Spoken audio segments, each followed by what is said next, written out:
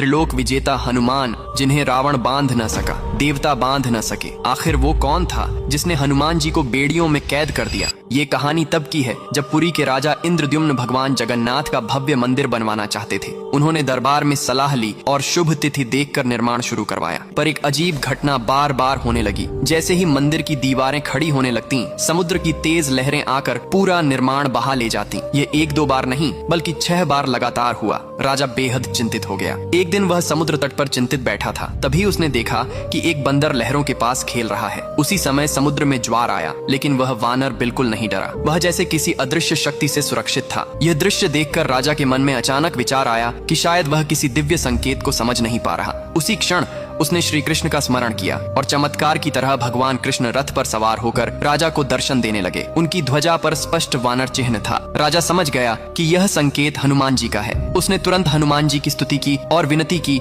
कि वे मंदिर निर्माण की रक्षा करें। राजा की भक्ति से प्रसन्न होकर हनुमान जी प्रकट हुए और बोले, तुम्हारी भक्ति सच्ची है राजा। आज से यह क्षेत्र सिद्ध क्षेत्र कहलाएगा। मैं स्वयं यहाँ रहकर पुरी और मंदिर की रक्षा करूंगा। इसके बाद हनुमान जी समुद्र तट की ओर मुख करके बैठ गए और समुद्र की लहरें फिर कभी आगे बढ़ने का साहस नहीं कर पाईं। लेकिन एक दिन हनुमान जी बिना अनुमति के अयोध्या चले गए। कहते हैं केवल लड्डू खाने की इच्छा से। जैसे ही वे गए, समुद्र उफन पड़ा, लहरें शहर में घुस गईं और मंदिर परिसर तक नुकसान होने लगा। जब हनुमान जी लौट कर आए, उन्होंने देखा कि उनकी अनुपस्थिति में कितना विनाश हो गया था। भगवान जगन्नाथ नाराज हुए और उन्हें लोहे की बेड़ियों में बांध दिया ताकि वे अब कभी अपनी रक्षा ड्यूटी छोड़कर न जाएं। हनुमान जी ने इसे दंड नहीं बल्कि सेवा का अवसर माना और वहीं ध्यान मग्न होकर पुरी की रक्षा में बैठ गए। तब से उन्हें बेड़ी हनुमान के नाम से पूजा जाता है और वही स्थान आज का प्रसिद्ध बेड़ी हनुमान मंदिर है, जहां माना जाता है कि हनुमान जी आज भी पुरी को समुद्र के क्रोध से बचा रहे हैं। जय जगन्नाथ।